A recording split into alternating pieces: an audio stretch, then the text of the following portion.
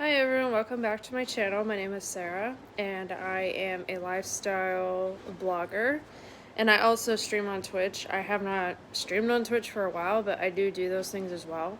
So today's video, I am going to give you guys a week update of my Laraspoic surgery and what my experience has been since my last video. So since my last video, I am able to walk around. I'm able to sit up. I'm able to sleep on my sides now, because before I could not sleep on my sides. I could only sleep on my back, and I think my body got used to it in like under a week, because it's been a week. Actually, no, it's been 8 days now, because yesterday is when I got my laparoscopic surgery, so this would have been, the day after. So this is a week later. So the last time we chatted, I couldn't really get up by myself. I couldn't shower. Showering was a real chore, so I didn't do it very much just because it hurt and I didn't want to get my incisions wet. By the way, at the end of this video, I will show you guys my incisions a week later. So let's see, what else was really bad. So like getting up was terrible because, I had a surgery on my abdomen, and abdomen is a very vital part of getting up and down and walking around and stuff. I did walk around some, but I mainly just stayed put. I mainly just sat down. I mainly just took it easy, It was really hard. Like, I was in such pain. But when I was taking the 800 of ibuprofen my doctor gave me, and I took a few pain pills, I felt pretty decent. Otherwise, it was just really hard in general. Like eating, I did fine with that. I didn't have any issues with eating. I didn't have any nausea. Some people, when they get the surgery I had, they get nausea. But I honestly really didn't get nausea. I had nausea pills prescribed just in case. But I didn't have any nausea at all. So that was good, because then I could keep food down. So pretty much just stayed put. I didn't vlog because I was just in pain and I just didn't feel like I wanted to. So I was like, well, I'll just do a week, and then as the days progressed, I actually was able to do more. So I'd say about day 4, I was up and around. I'm more mobile than I was on day 4, I can tell you that. But I mainly just laid down. I don't want to get up and hurt my abdomen muscles. So that also was a thing that I did not want to do, because you do not want to reopen your stitches at all. And honestly, I had 2 stitches like right here and right here. You guys can see that. I'm not going to show my stitches yet, but I had 2 really big band-aids. Like you guys saw in my last vlog. Well, a few days ago, I actually took those off, because it's been a week, and I felt like, well, I haven't seen those stitches, and I feel like I can just take those off.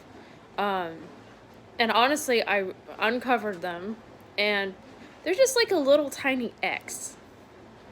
Like, it's so shocking, like, about what kind of surgery I had and how little of incision that they make. Like, technology nowadays is so crazy. Like, you would think I'd have the biggest fucking stitch in the world. I didn't. Oh yeah, coughing was another thing. I couldn't cough. It would hurt so bad. Now, I just coughed a little bit, as you guys saw, and it wasn't really that bad, but I still hold my stomach, because the nurse said if you have to cough or sneeze, that you need to hold a pillow, because coughing and sneezing is bad. Now, I haven't sneezed yet, and I hope I never do. I think yesterday I came really close, and I was like, oh God, please don't sneeze. Please don't sneeze, because I just don't want to sneeze. Another thing, I think it was like day 3 or something. Of course, I was still in pain.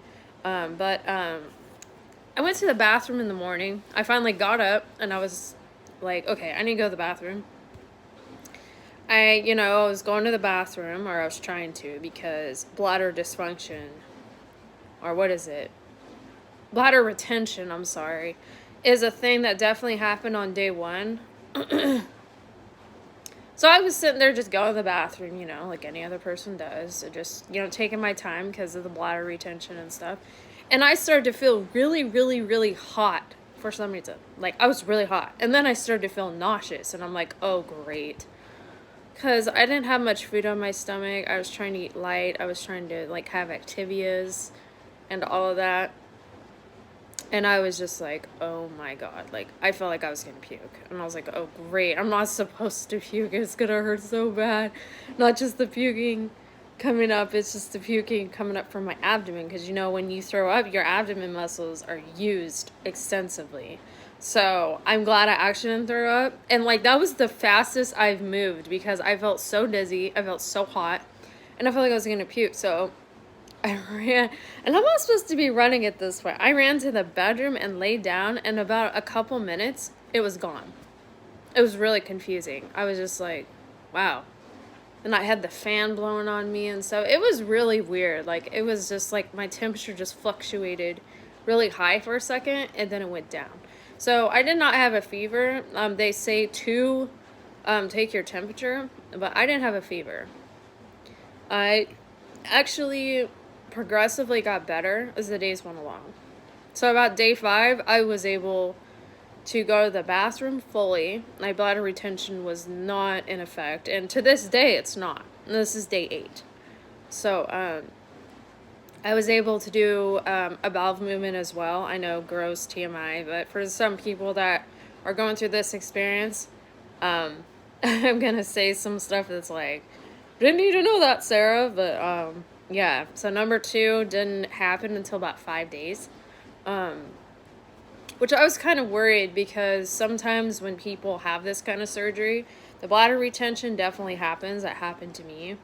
But I was just so happy that I could actually do a bowel movement at day 5, and I could actually, go take a pee on day 1. It took me a while.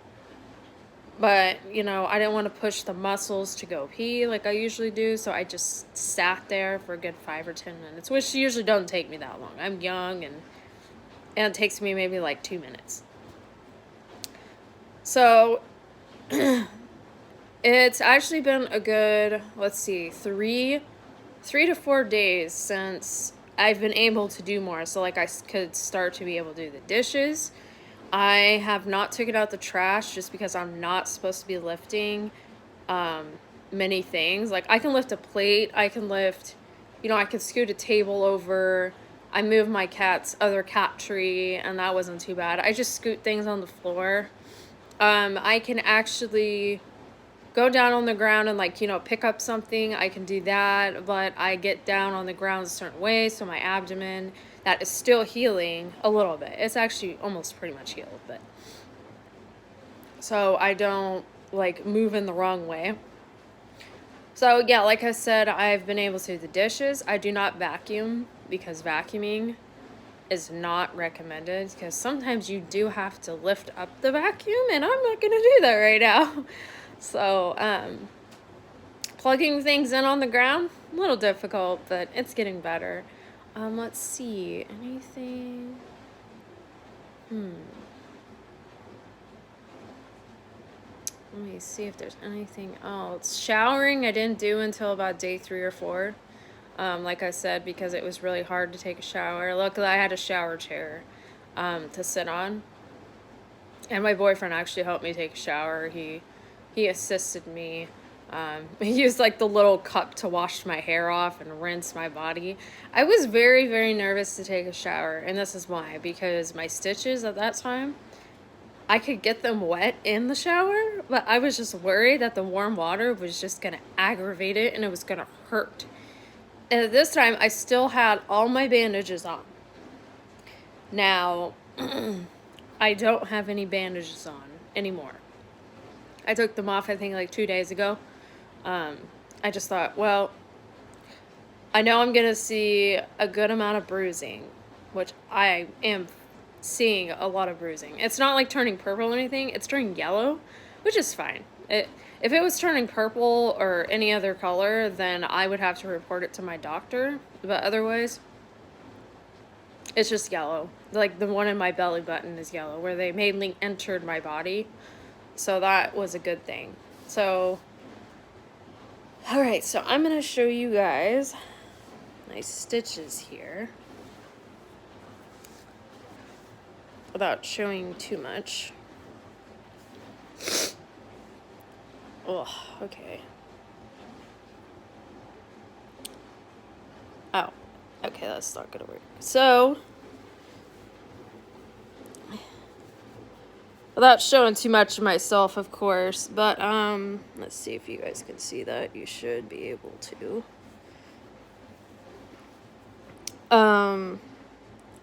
There's one stitch right there. It's so, like I said, guys, it's really small. This is one of them. And then the other side,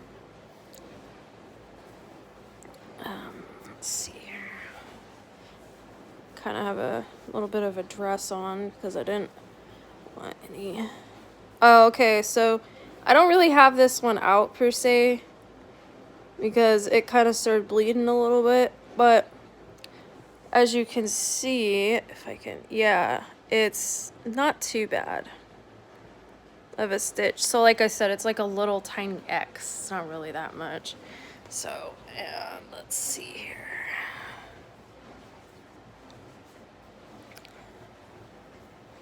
And then here is the main belly button one.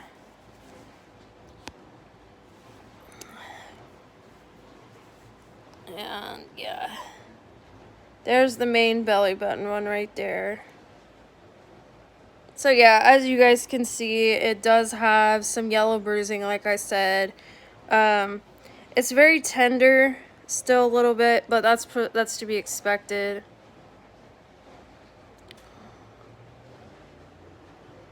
So yeah, that's to be expected. It's not turning any concerning colors. So my recovery is actually supposed to be 2 weeks, and I'm doing really good. At like 8 days, I do go in next week for a post-op 2-week update, and like to go in and have the doctor, you know, maybe release me to do like a few things like exercise. She'll probably be like, you can exercise, you know, walking is really good for you, or if I exercise I can't lift any weights, but I could go on the treadmill. That might be something I'm going to ask to be like, well, I'd like to do some biking at home, some cycling, because I have a cycle bike. And I also like to go to the gym and use the treadmills, because I love treadmills. And maybe do some rowing where you go like this. I like doing that. Weights, I can, you know, live without, but I'd like to cycle. I'd like to treadmill. And I'd also like to do some other stuff, but weights I can totally live without.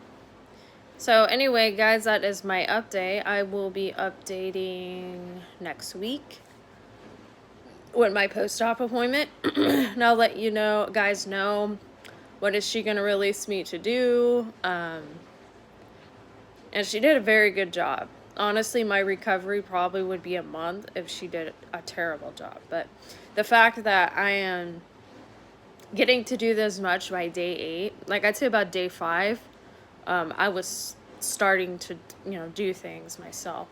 So just remember, if anyone's getting this surgery done, which what I had done, so laparoscopic is not just for what I had done. Laparoscopic is also for like taking out your gallbladder, taking out your not your intestines, but your appendix, and other body parts, not just for female surgery. So what I had done was a laraspoic cystectomy, which it sounds weird. It sounds like vasectomy, but it's not. So cystectomy means that I had a cyst on my left ovary, and they took to take the cyst out because it was in such an odd place and it was an odd size. It was under 3 centimeters. And it just would not go away, which means it's called a dermoid. Dermoid means it's never going away and you have to surgically get it removed. Now, like I stated before, I had to go through, God, how many doctors? I'd say about almost 5 doctors just to get this removed, and I've had it for 5 years. And the doctor like, oh, you're just gonna you're just gonna get it removed and, you know, you're not gonna have any problems. And I was like, well, I hope not, you know. And I was hoping it'd go away, and it never did. So I was like, man, I just need to like find a doctor to get this out of here, you know? Like, no matter what it takes, just get it out. Because I didn't want it to burst. I didn't want it to have any problems. So if anyone is going to be getting under 3 centimeter ovarian cyst off of one of their ovaries, or maybe it's on both. Luckily, mine was only on one ovary. And I hope my right side doesn't get it, because then she'll have to go in again, and then I'll have to go through all it again, then I'll lose both ovaries. But there is different, like, terminology for it. So cystectomy is pretty much taking the cyst out and possibly removing an ovary. She said she's going to have to remove my left ovary. So I was like, oh, great. Alright, well, anyways, this is the end of the video for today. I appreciate you guys for watching. And I will update you guys next week after my first post-op appointment. And I appreciate you guys for watching again. Please like and subscribe and leave any comments. I appreciate all comments. I appreciate all the likes. I appreciate all of you guys so much. And I'll see you in my next video. Bye!